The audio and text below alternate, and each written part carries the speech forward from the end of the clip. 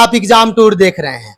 बिहार में वैकेंसी का भरमार है, लेकिन आज पटना हाई कोर्ट के द्वारा एक आदेश आता है और जो सरकार के द्वारा जातीय जनगणना कराने के बाद आरक्षण का सीमा 65% बढ़ा दिया गया, उसको घटाकर 50% फिर से कर दिया गया और उसमें भी सुप्रीम कोर्ट का हवाला दिया गया और साथ ही साथ अनुच्छेद 14 और 16 दोनों के बारे में बताया गया। इस पर क्या प्रभाव पड़ सकता है, जो भर्ती चल रही है क्या उस पर भी लागू होगा या आने वाले वैकेंसी पर लागू होगा या फिर से समय लग जाएगा, इसके बारे में मेरे साथ रहमान सर है। सर आपका स्वागत है एग्जाम। बहुत बहुत धन्यवाद, बहुत बहुत धन्यवाद। सर टीआरई को लेकर, क्योंकि अभी टीआरई ही वैकेंसी है जिसमें वो आरक्षण लागू हुआ था, पहला भर्ती है, क्या इस पर प्रभाव पड़ेगा? देखिए, एक बात तो मैं स्पष्ट बता दूं आपको, एक पढ़े लिखे आदमी होने के नाते संविधान की जानकारी रखते हैं हम कि परीक्षा हुई नहीं और परीक्षा के पहले सरकार ने, विभाग ने नोटिफिकेशन निकाल दिया, परीक्षा का नोटिफिकेशन निकाल दिया और माननीय मुख्यमंत्री के प्रयास से 65% आरक्षण भी हो गया, ईडब्ल्यूएस मिला के 75%।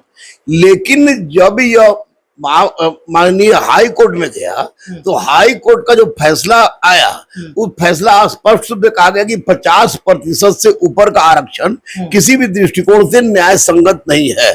तो अब मैं स्पष्ट रूप से बता देना चाहूंगा तमाम बेटियों और बेटों को जो कि टीआर 3 या टीआर 4 देंगे या कोई अन्य परीक्षा देंगे, कि उनके अगर टीआर 3 के लिए स्पेशली इसलिए कि उन लोगों ने फॉर्म भरा था 65% आरक्षण वाला, लेकिन अब परीक्षा हुआ नहीं है और परीक्षा जो आपको है वो निश्चित रूप से होने वाली है। तो निश्चित रूप से ये मान के चलें कि 65% आरक्षण आप लोग को मिलने नहीं जा रहा है, ये तय है। क्योंकि अगर 65% आरक्षण की बात पर सरकार अड़ती है तो निश्चित रूप से ये बहाली एक लंबी प्रक्रिया वाली बहाली हो जाएगी, जो कि युक्ति संगत नहीं है। और अभी जो कानून जो कहता है, कानून के हिसाब से यही है कि इनकी बहाली 50% आरक्षण के सीमा के अंतर्गत ही होगा, ना कि किसी इस सीमा को बढ़ाकर। क्योंकि अगर आप इसमें लागू कर देते हैं तो फिर दूसरे वाले को मौका मिल जाएगा, कोर्ट में जाएगी और टीआर 3 में टीआर 4 में क्यों नहीं, तो फिर टीआर 4 में टीआर 5 में नहीं, क्यों नहीं। इसलिए ये आरक्षण जो है 50% की सीमा वाला था, 50% ही सिमट करा गया है। बच्चों से मैं अनुरोध करूंगा कि आज जात आरक्षण किसी भी रूप में पढ़ाई का मापदंड नहीं बन गया है। एससी लड़का भी हमारे यहाँ टॉप कर जाता है और यूपीएससी में टॉप करती है, टीना भी एससी लड़की थी। तो पढ़ाई आपके लिए नितांत आवश्यक है। इतना मान के चलिए कि हाई कोर्ट ने जो फैसला दिया है कि 50% से अधिक आरक्षण नहीं, यही बात सुप्रीम कोर्ट में अगर सरकार जाती है तो सुप्रीम कोर्ट भी इसी बात को दोहराएगी और हाई कोर्ट के निर्णय पर अपना मुहर लगा देगी। इसलिए आपसे केवल और केवल यही निवेदन कर रहे हैं हम कि पढ़िए, रगड़ के पढ़िए, जम के पढ़िए, हुमज के पढ़िए, ताकि आरक्षण की आवश्यकता ही नहीं पड़े और आप पास कर जाए। सर, बच्चे में ये कंफ्यूजन चल रहा है कि यदि मान लीजिए बहाली जैसे आप बता रहे हैं कि उसी पर कराया गया तो फिर समस्या हो सकता है। अगर सर बहाली का जो अभी जो शेड्यूल चल रहा है, जो सीट दिया गया है, जो सब कुछ दिया, सब चेंज करना पड़ेगा तो विलंब हो सकता है? नहीं, देखिए, बहाली उसी पर कैसे कराएगा।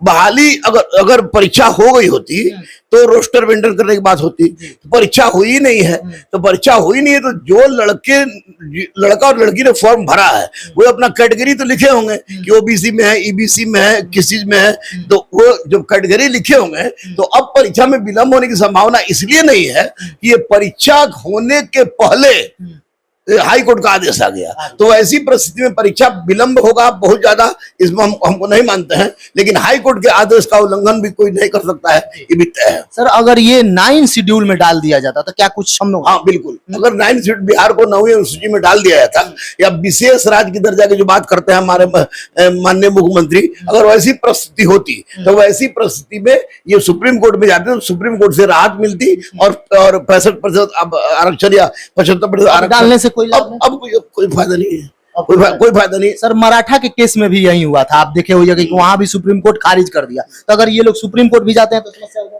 बिल्कुल 100%, क्योंकि हाई कोर्ट और सुप्रीम कोर्ट दोनों अभिलेख न्यायालय है। तो हाई कोर्ट की फैसला को सुप्रीम कोर्ट बाई चांस ही पलटता है। और ये फैसला तो ऐसा है कि बिहार 9वीं अनुसूची में नहीं है, बिहार को विशेष राज्य का दर्जा नहीं मिला है, तो किस आधार पर आपको हम देते हैं? अनुपातिक बोला जा रहा है। अनुपातिक बोला जा रहा तो ये सरकार बोल रही थी, न्याय संगत कोर्ट के अनुसार नहीं था। इसलिए अब सुप्रीम कोर्ट में जाए कहीं जाए ये अलग की बात है। एग्जाम समय से एग्जाम समय से हो जाना चाहिए, हो जाना चाहिए। क्या बच्चे को निर्देश दीजिए, बहुत लोग दुखी है। कोई दुखी की बात नहीं है। आप इस एनसीईआरटी एससीईआरटी को आधार बनाइए, अच्छे कोचिंग संस्थान में टेस्ट दीजिए, गाइड उड से बचिए और मंच के जितना सेट प्रैक्टिस कीजिएगा उतना फायदा होगा, आपका रिजल्ट श्योर होगा। इतना याद रखिए, चोर दलाल तो अपराधी पकड़ा ही रहे हैं और निश्चित रूप से आप किसी तरह गुंडागर्दी नहीं होगी। अगर होती है तो कल भी मैं था आपके साथ, आज भी आपके साथ हूं, कल भी आपके साथ। पूरक के लिए आप अभी भी हैं? हाँ बिल्कुल, सप्लीमेंट्री रिजल्ट मिलना चाहिए,